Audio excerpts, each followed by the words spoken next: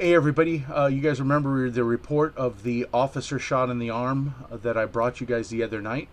Um, Now there is a story that's come out by the St. Louis Post-Dispatch that the police actually had gave misinformation during the first report, and now this whole thing gets called into question. Now we can start calling this for what it is: false flag, hoax, whatever you want to call it. It has now become apparent that something other than what they claimed took place. And here's the reason why.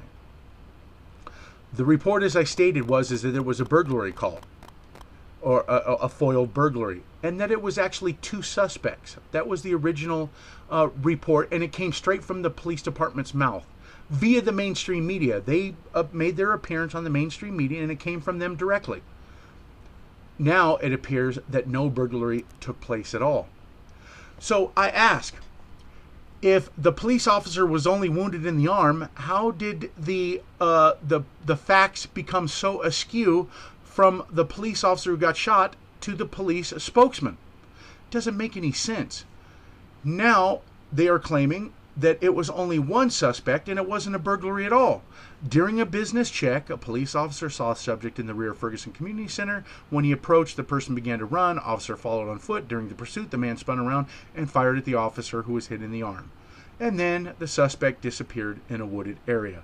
But what further compounds the mystery of this whole story is that, according to them, police confirmed today that the wounded officer had a body camera, but that it was turned off during the incident. Just like a police cruiser vehicle, these items are supposed to be serviced and kept operational at all times. A cop car is not going to break down in the middle of high-speed pursuit because they keep them serviced on a continuous basis. A body camera is meant to be kept on during a complete police officer shift, and then the little box that is recording all the data is then downloaded onto a disk so that it could be further used in a court proceeding in case there's ever any call into question about an event that took place. That's that simple.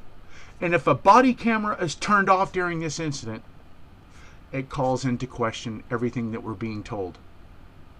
And now I can call it for what it is. It's a bullshit story. It's what it is. It's bullshit. We're being lied to. And someone asked me in a comment the other day, well, how come you don't call it for what it is? This is obviously a false flag. Or I don't get into all these blanket statements. I would be no better than what you hear the police on a videotape when they yell out when they're beating somebody's ass, stop resisting, stop resisting, or I was in fear for my life. I like to take all the facts into account first. I like to get all the information before I make an assessment, before I start calling something for what it is. And that's just me. I like to have all the information at hand. That if we start doing that, then we become no better than somebody else doing the exact same thing. And I hope you guys understand where I'm coming from on that. And now I'm ready to call this for what it is. Bullshit! Alright, everybody. Thanks for watching. And you guys have a good one.